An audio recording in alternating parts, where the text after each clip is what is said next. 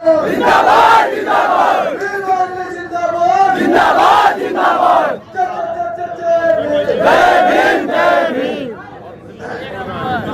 जब खींचतान होती रही और जब वो गठबंधन टूटा और एक नेचुरल अलायंस बना, मैं खुद जो है मुख्यमंत्री जी को धन्यवाद देने के लिए गया और ये कह गया उनसे कि आप मुख्यमंत्री जी आगे बढ़िए, हम आपको केंद्र की सत्ता में ले जाकर स्थापित करेंगे, सरदार पटेल का बाबा साहब अम्बेडकर का सपना पूरा करेंगे। और पूरे देश में हमारा संगठन है और आप जानते हैं तमाम लोग जो साथी मुझे देखते हैं, अभी में आजाद समाज पार्टी काम को देखते हैं कि हम यहाँ राजनीतिक विरासत अपने माथे पर सजाने के लिए, देश को बचाने, भारतीय संविधान को मजबूत बना के रखने, उसको लागू कराने की लड़ाई को लड़ रहे हैं। जिनका राज होता है वो जातिगत जनगणना के लिए सम्मेलन नहीं करते। इस देश में हमारा राज नहीं, वोट हमारी है। हमारे महापुरुष कहेंगे कि वोट हमारा, राज तुम्हारा नहीं चलेगा, नहीं चलेगा। साथ काशी राम अपनी पूरी जिंदगी, महामना राम स्वरूप वर्मा अपनी पूरी जिंदगी, पूरा अजब संघ, बाबू जगदेव प्रसाद कुशवाहा, प्यारेलाल यादव अपने जीवन की सारे जो है सुख सुविधा कुर्बान हमारे लिए करते गए। लेकिन अभी मुझे पटेल से लड़ना है, अभी मुझे कुर्मी से लड़ना है, अभी मुझे यादव से लड़ना है, अभी मुझे मौर्य साहब के कुशवाहा से लड़ना है। अरे जिनसे लड़ना है उनसे तो लड़ते नहीं हो। मुझे यहाँ पता लगा कि यहाँ अन्याय हुआ और मेरे प्रिय साथी अमर सिंह जी कह के भी गए कि ऐलान करके आ जाना। मैं हिंसा में भरोसा नहीं रखता, बड़ा संवैधानिक व्यक्ति हूँ।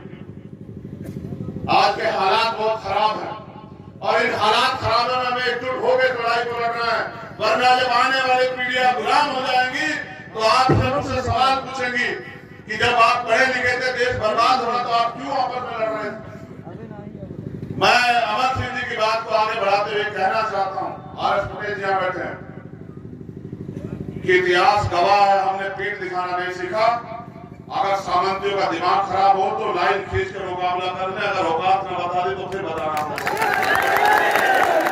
हम तो सिर्फ संविधान को मानते, वरना हमारे लोगों पे, माताओं बहनों की तो दूर की बात है, अगर हमारे बुजुर्गों की पगड़ी के साथ भी कोई खिलवाड़ करने काम करेगा तो छठी का दूध याद दिला देंगे।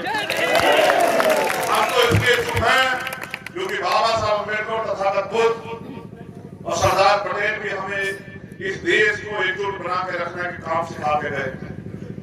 हम बिरसा मुंडा के भी मंत्र जाए, हम महाराज सिंह भारती के भी मंत्र जाए, और बिरसा मुंडा ने अपने हकों के अधिकारी के लिए एक और रास्ता अख्तियार किया था।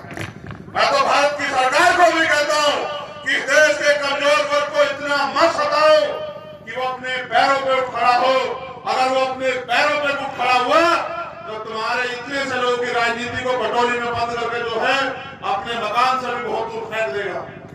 इसलिए मैं आपसे कह रहा हूँ, ये प्रतापगढ़ की धरती है, बड़े पैमाने पे यहाँ बोला जाता है सामंतियों का गढ़ है। हमारे लोग अपनी ताकत नहीं पहचानते, गढ़ तो सारे हमारे, कोई किसी का गढ़ नहीं है। लोकतंत्र है, ना तलवार ना भाला। अगर राज आता है तो वोट से आता है। मेरी आपसे शिकायत है, जो लोग यहाँ नौजवान बैठे हैं, बाबा साहब की बात करते हैं, आपका छोटा पेड़ है, उस छोटे पेड़ को खाद पानी की जरूरत है, सुरक्षा की जरूरत है। जब इस छोटे पेड़ को खाद पानी सुरक्षा देके आप वृक्ष बनाओगे तभी तो फल और छांव मिलेंगे।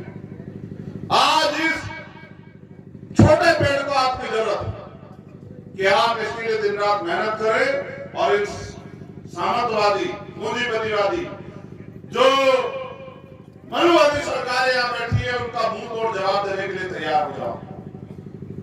क्या लगाना चाहते हैं? बाबा साहब का वोट, सरदार पटेल साहब का वोट, उनके विचारों पर पता चलना। जब सरदार पटेल और बाबा साहब अम्बेडकर एक दूसरे को समझते थे और एक दूसरे को आगे बढ़ाने के लिए कंधे से कंधा मिला के लड़ रहे थे, तो उनके वंशज यहाँ किस बात की लड़ाई लड़ रहे?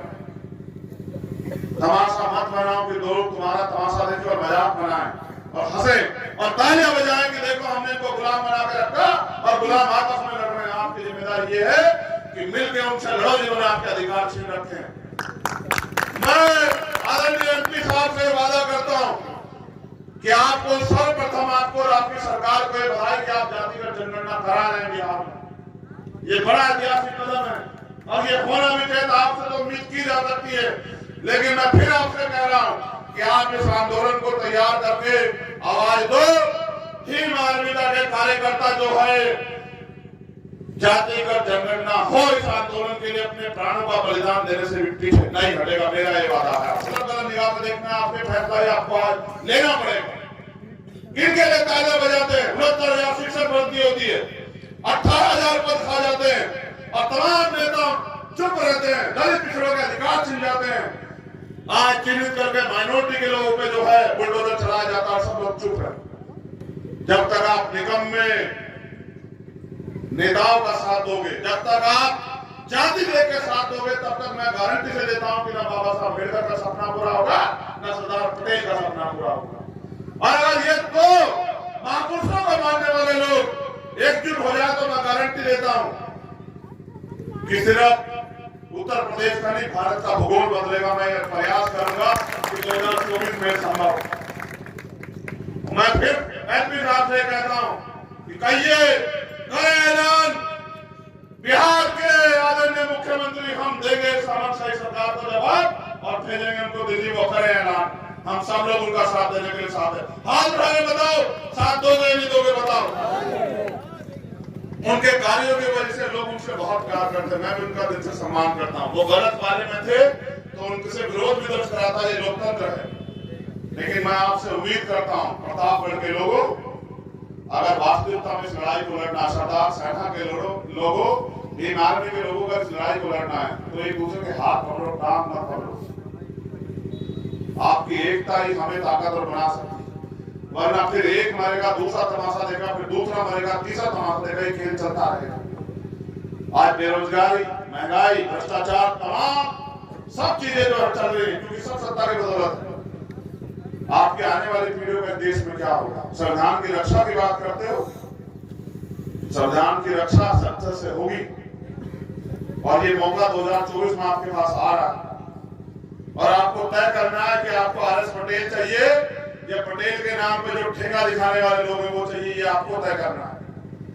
एक तरफ वो लोग हैं जो लड़ना चाहते हैं, एक तरफ वो लोग हैं। देखो मीडिया तो पूरे देश में बहुत सारा, नहीं पटेल को ही क्यों प्यार करते हो बताओ? ये तो YouTube से चलाते हैं, आप पे तो टीवी वाला मीडिया, फिर नहीं पटेल को क्यों प्यार करते हो? उसका कारण मात्र एक है कि जो लड़ रहा है उसका साथ। मैं धन्यवाद देता हूं यहाँ की सरदार सेना की टीम का, उन्होंने मुझे अवसर दिया।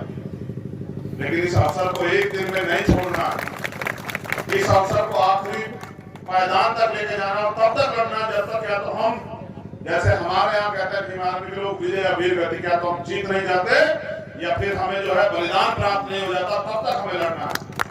और हमारी लड़ाई उस विचार से है जो इस देश में कमजोर वर्ग के लोगों को अधिकार से वंचित रखना चाहता है।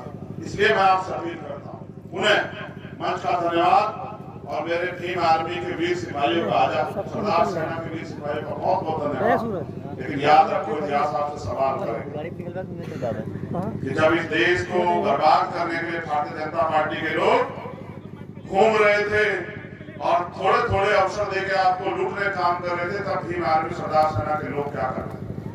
अगर तुम आपस में नहीं एकजुट हो पा रहे हो तो फिर क्यों उम्मीद करते हो समाज एकजुट हो जाए?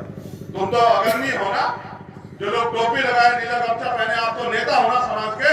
अगर आप एकजुट नहीं हो तो समाज कैसे एकजुट हो जाएगा बताओ? और आप एकजुट नहीं होंगे, जो लोग विचारक हैं, प्रतिभावान हैं, लड़ना चाहते हैं, घर बार के संघर्ष कर रहे हैं, वो एकजुट नहीं होंगे तो आप बताओ? सरदार पटेल का एहसान है और मैं वादा करता हूँ, मैं खुद सरदार पटेल का वंशज, जब मैंने उनको जाना पड़ा तब मुझे एहसास हुआ कितनी गंभीरता थी। वो चाहते तो हट कर जाते कि प्रधानमंत्री बने, लेकिन उनका त्याग इस देश के प्रति था, इसलिए हम उनको याद कर रहे हैं। और हम जयंती समारोह किनका मना रहे हैं? जिन्होंने अपने लिए नहीं, समाज के लिए जिए, देश के लिए जिए। आप अपने लिए जीने वाले को कौन याद रखता है बताओ? तो एहसान फरामोश समाज और व्यक्ति, देश में कलंक होता है, समाज में भी कलंक होता है। आप कलंक मत बनो। मैंने आपको लड़ना सिखाया, हर होने वाले अन्याय के खिलाफ लड़ो और किसी भी बहन, कोई भी माँ, किसी भी जाति को उसका अपमान हो तो उसकी ढाल बन के लड़ो, ये आपकी ताकत है। ये सिखाया हमें बाबा साहब अम्बेडकर ने। तो बहुत बहुत धन्यवाद। जय भीम, जय भारत, जय मंडल, जय संविधान, जय सरदार। हमारी एकता जिंदाबाद, जिंदाबाद, जिंदाबाद, हमारी एकता जिंदाबाद, जिंदाबाद, जिंदाबाद, हमारी एकता जिंदाबाद, जिंदाबाद, जिंदाबाद। पैर मत हिला रहा है कि फोटो खिंचवा दो। फोटो से कोई लड़ाई नहीं जीती जाएगी। आप मैदान में उतरो